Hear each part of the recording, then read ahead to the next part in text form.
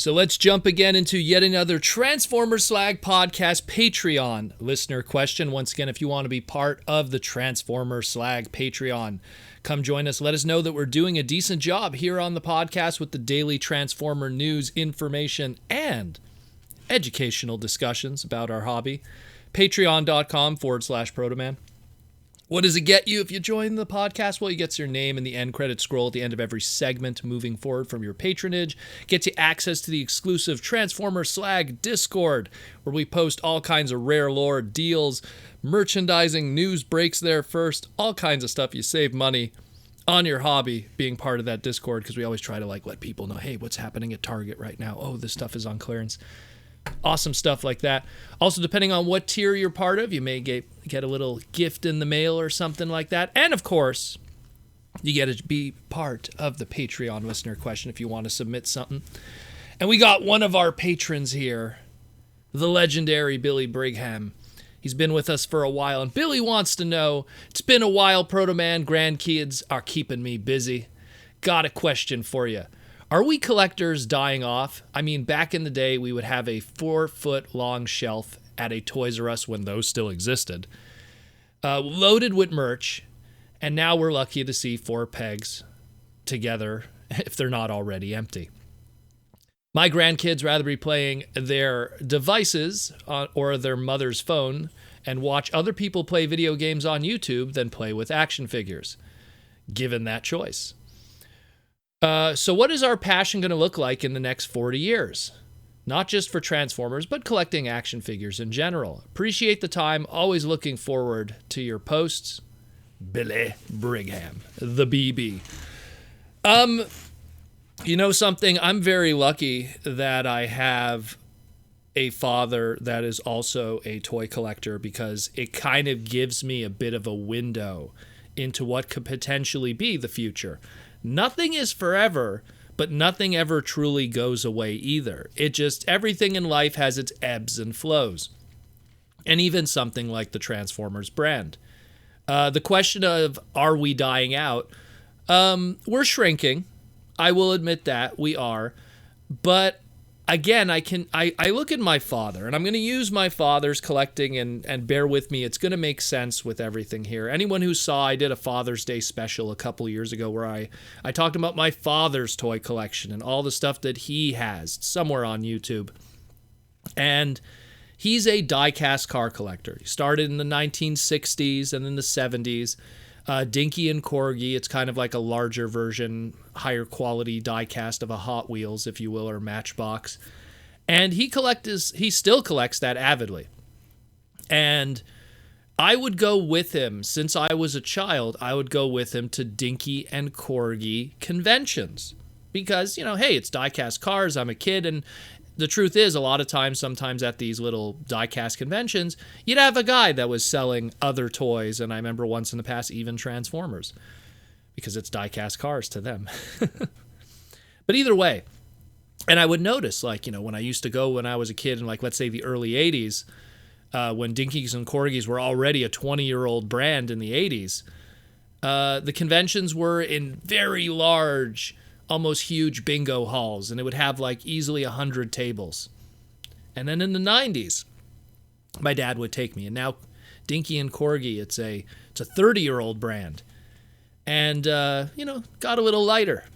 Started to notice, even some of the guys, they weren't even just selling Dinky and Corgi, but Vinyl Records, Meccano, and other 60s and 70s brands, just to kind of diversify it, because there wasn't as much to garner that huge bingo hall. Then we get into the early 2000s. Now this Dinky and Corgi brand is now 50 years old, And it gets to a point where I'm like, oh, it's not even in the bingo hall anymore. It's in the small extra room in a church basement that they rented out. And there's maybe, and I'm being nice here, maybe 30 to 40 tables. And I went to one with him, I want to say 4 years ago. It was the last one we went to. And of course, the world went crazy after 2020. I probably would have gone to more with him since. But we went to one, I want to say 3-4 years ago. And again, it was in a church basement, maybe 30 tables. And the one vibe that I got was I turned to my dad and I said, man, I feel like I'm the youngest guy here. And I say that as a guy in his 30s, you know, in his late 30s, if even more so.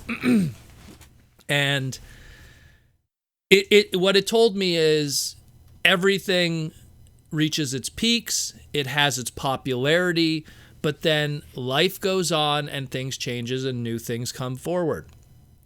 Transformers as a brand, and especially toys in general, were huge in the 80s. It was huge. But then when video games and Nintendo came along, the reality is, as much as toys were popular in the 80s and the 90s, the number one selling toy, at least with Toys R Us back in the day when it was still a thing in the United States, was always a video game system. A Nintendo, a Game Boy, a Sega Genesis, and later on a Super Nintendo, you know, an N64, a PlayStation, a Nintendo GameCube. They always held that slot. In fact, that's where Beast Wars gets the one rub and credit, because Beast Wars was the only time that a toy kind of broke into that from the Boys Toys division, which was Beast Wars was the ruling toy of 1998 for the holiday season during that, like, you know, season 2 Transmetal era. So the point is that today kids, and it makes me sound old today, these kids, but today kids, they like their iPads, they like their cell phones, they like their social media stuff. That's what they want on Christmas morning. I'm reminded of, you know, when I went to see some cousins and everything, and I saw, you know, their Christmas presents, and everything was, they didn't care about the toys. They were like, oh, I got Frozen dolls and Halo and Fortnite figures. And then they just kind of put it down, went straight back to their iPad to watch someone else playing Minecraft. And it was just like, that's the reality. They just don't care about that.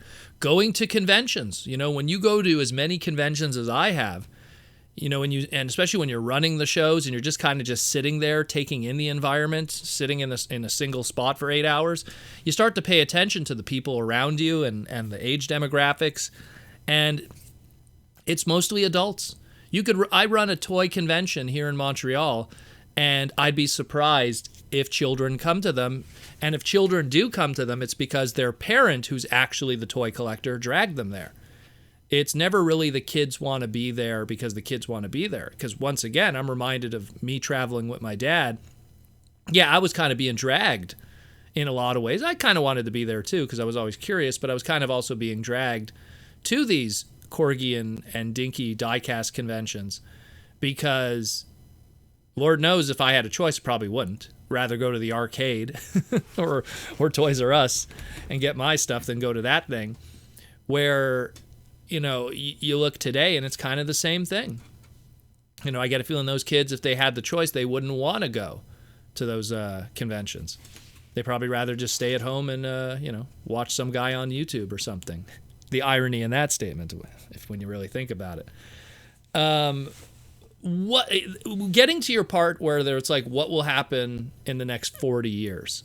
I think it's just, there's going to be a heavy shrink. But if Hasbro's smart, and I know they are, and you know, I knock them all the time, but there is a lot of intelligence going on behind that company from a business standpoint.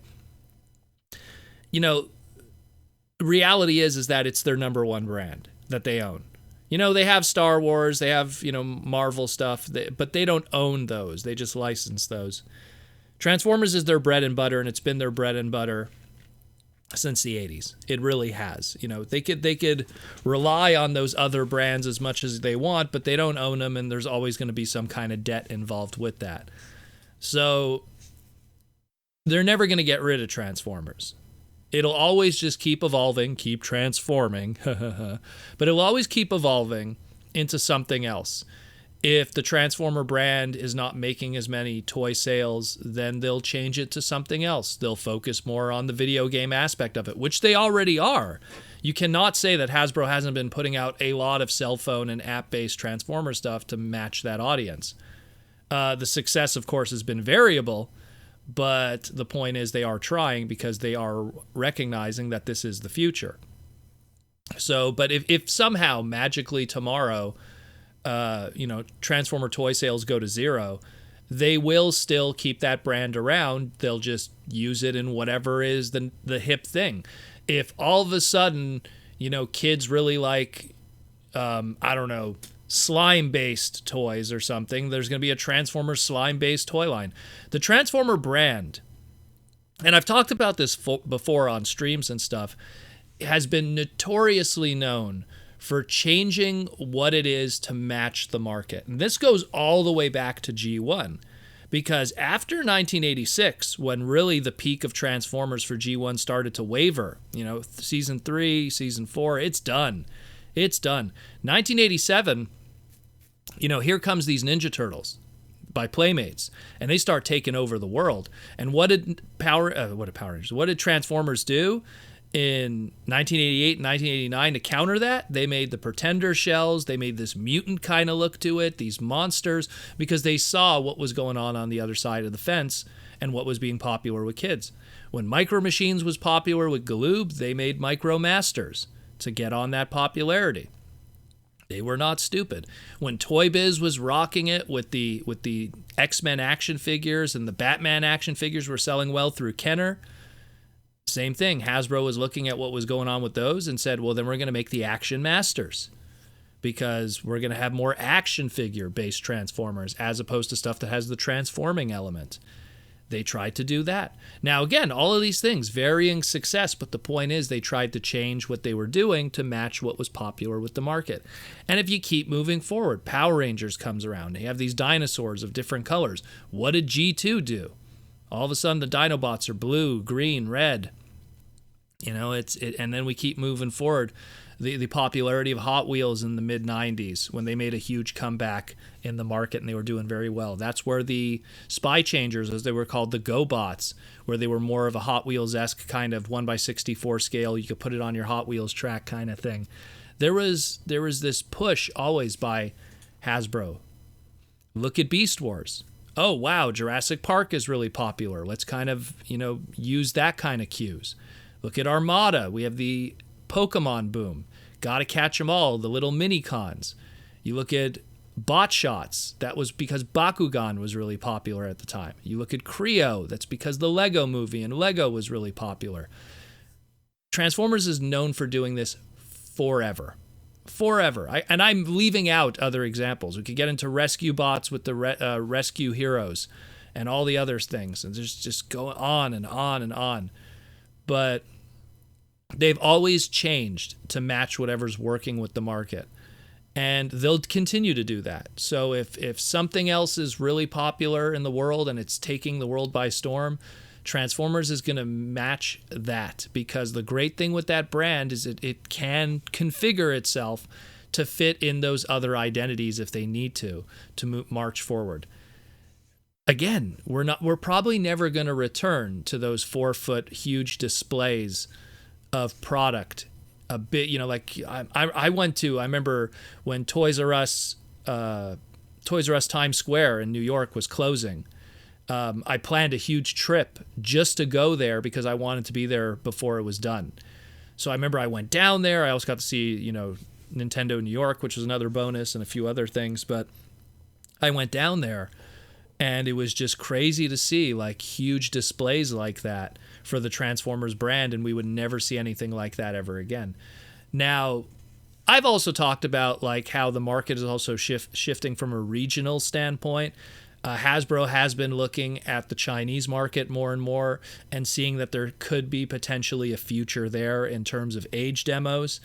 I don't want to get too deep into it, but it pretty much has a lot to do with decreasing birth rates in America and increasing birth rates in China. Also, I believe it's combined, and correct me if I'm wrong, I'm not an expert in this, but I believe the one-child policy was removed from China, so that also is making Hasbro go, we're going to have a huge young demo in a country that has 4.4 billion people, and I think we could take advantage of that. And that's why there's also been a little bit of a shift for a lot of Transformers product to the Chinese market exclusively. I mean, there was that, Cyberverse Neza series that was made exclusively for it, which we never really got much information on afterwards because of what happened in 2020.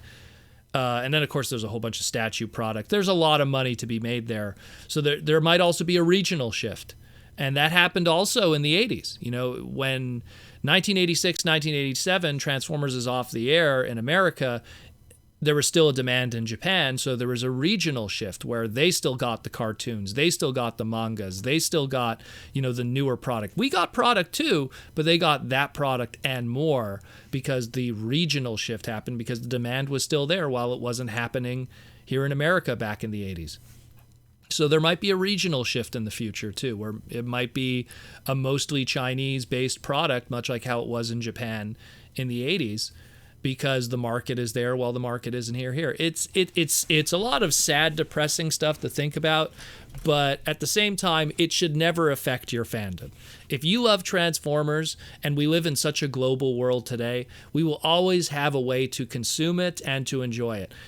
The way I see it, especially now, and I see that with fans that are say the Tokusatsu community, Power Rangers, Kamen Rider, a lot of their stuff exclusively is in that eastern side of the world in Japan, and they're still able to consume it, buy the figures, import them, watch the series as subtitled, no problem. If it ever gets to that point where it's on another side of the globe and we don't have access to it in our local Target, Walmart, or whatever, we'll find a way. If we are truly fans, we will find a way. And we'll never disappear. Hasbro will never get rid of that trademark. Like I said, they'll just change it, they'll modify it, they'll do something to it. But it'll always exist. It'll always exist and will always be around forever. And chances are I'll be around as long as I can also to give you guys that news and stuff. So I hope that answers your question, Billy. It's something that I've always thought about just because I've always reflected with what happened to my father's world and how that shrunk heavily. And the sad truth is those guys too are dying off. My dad's 70. So... It's a reality, knock on wood, in the future. And then hopefully the new generation will pick up the reins and carry on what we did all those years ago. But if you want to be like Billy and be part of the Transformer Slag Patreon, again, patreon.com/Protoman. I'll have it in the pinned comment and in the description below. If you want to help support the podcast, join us and enjoy our beautiful world of the robots in disguise.